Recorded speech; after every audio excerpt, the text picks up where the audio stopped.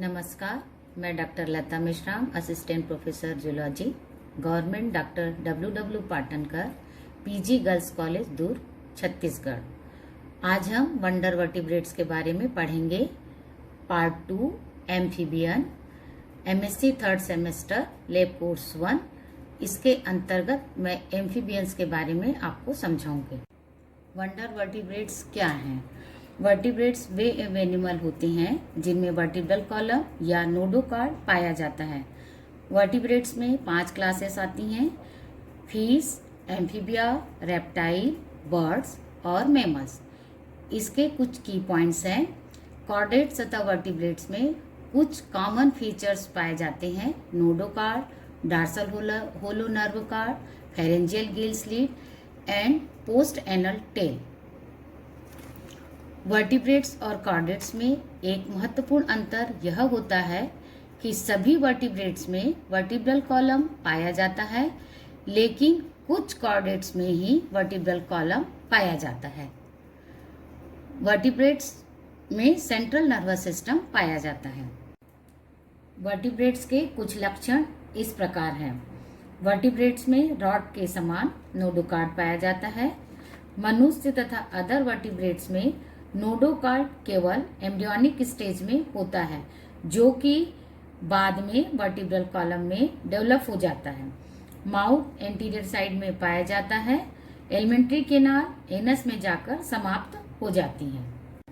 Chordates अनेक heterogeneous chordates group से मिलकर बना होता है, जिसमें एक ग्रुप के एनिमल्स दूसरे ग्रुप के एनिमल के अनेक लक्षणों से भिन्नता रखते हैं, किंतु कुछ लक्षणों में समानता रखते हैं। इसलिए फाइलोजेनिक ट्री के डायग्राम के द्वारा कॉर्डेट्स तथा वर्टिब्रेट्स के ग्रुप को दर्शाया गया है।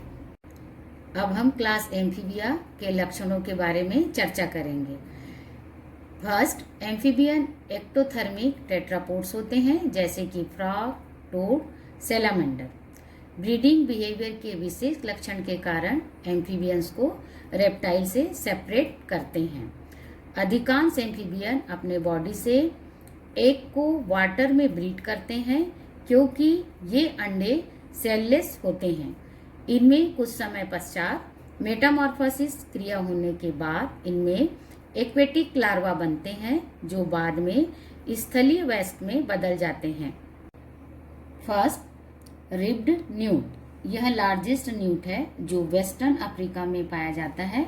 इसकी लंबाई 32 इंच होती है।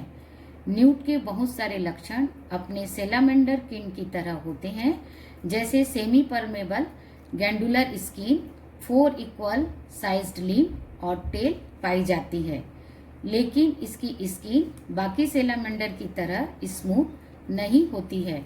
ये अपने लिम्ब्स, आई, स्पाइनल कार्ड, हार्ट, इंटेस्टाइन तथा अपर तथा लोअर जॉ को रीजनरेट कर सकते हैं। Second, stripe newt. इसे स्मॉलेस्ट न्यूट भी कहते हैं, जो साउथ ईस्टर्न यूनाइटेड स्टेट में पाए जाते हैं। इनकी लंबाई 5.4 से 10.5 सेंटीमीटर होती है।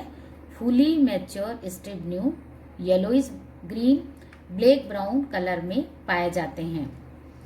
येलो एवं ब्लैक स्पॉट अंदर की ओर स्थित होते हैं।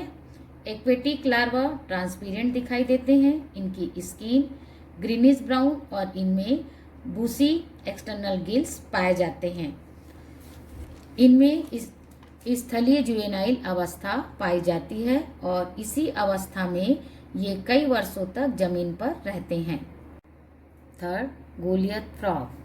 यह लार्जेस्ट फ्रॉग है, जिसकी लंबाई 32 इंच होती है। ये वेस्ट अफ्रीका में पाए जाते हैं। इनका वजन 10 पाउंड होता है। इसके एक तथा टेडपोल सेम साइज के होते हैं। इनका एडल फॉर्म बहुत बड़ा होता है। टोस फुली वेब्ड होते हैं, जिसकी मेम्ब्रेन टोस के टिप तक फैली होती है। टॉर्सम तथा लिम्स के ऊपर की स्किन ग्रेनुलर होती है। Fourth, white lipped tree frogs. ये वर्ल्ड के लार्जेस्ट ट्री फ्रॉग होते हैं, जो ऑस्ट्रेलिया में पाए जाते हैं। इनकी लंबाई 11 से 14 सेंटीमीटर होती है। फीमेल मेल से बड़े होते हैं, साथ ही इनकी त्वचा मोटी होती है।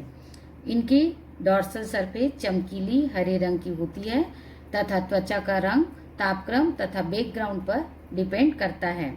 इनके लोअर लिप्स में सफेद धारियां विशेष रूप से पाई जाती हैं। फिफ्थ, केन और मेराइन टोड।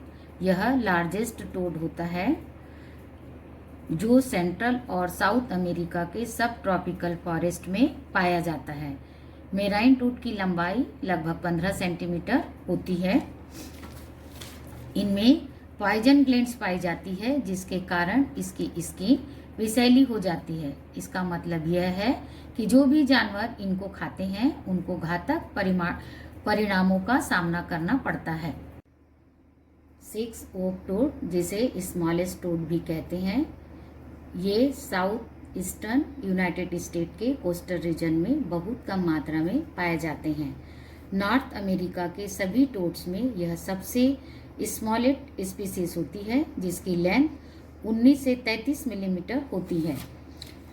ज़्यादातर ये डायरनल होते हैं। ये लूज सॉइल में बिल बनाकर ज़्यादातर वक्त खासकर विंटर में हाइबरनेशन में रहते हैं। 7, पिग्मी सैलामेंडर, इसे स्मॉलेस्ट सैलामेंडर भी कहते हैं। ये यूएसए में पाए जाते हैं। इनकी लंबाई 2 इंच होती है। इसकी लाइट बेली में गोल्ड कलर इरेडोफोर्स पैटर्न होते हैं जो एब्डोमेन से क्लोइकल वेंट के एंटीरियर तक पाए जाते हैं। इसका स्नाउट गोलाकार होता है। बॉडी की लंबाई 35 से 44 मिलीमीटर होती है। पूंछ को यह पलट नहीं सकती है क्योंकि यह बॉडी लेंथ के इक्वल होती है या फिर छोटी होती है। इसमें लाइट ब्राउन के साथ dark brown pigment dorsal side में पाए जाते हैं जो उल्टे वी शेप्ड में दिखाई देते हैं। यह वी शेप्ड मार्किंग एक क्लासिक पिगमेंटेशन मार्किंग होती है। 8, चाइनीज सैलामेंडर, जिसे लार्जेस्ट सैलामेंडर भी कहते हैं।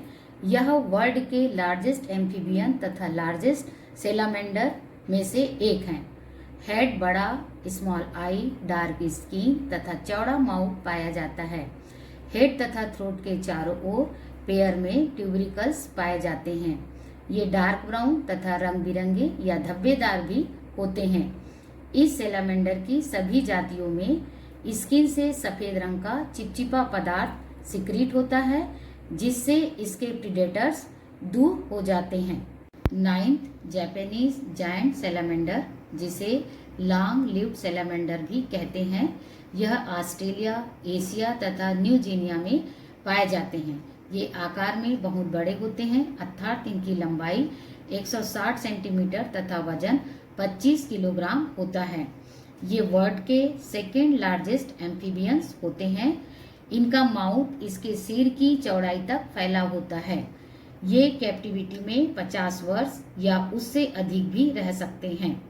इसका स्टडी मटेरियल वर्टिब्रेट की zoology practical book, Wikipedia, Google, encyclopedia Britannica से लिया है। Thank you.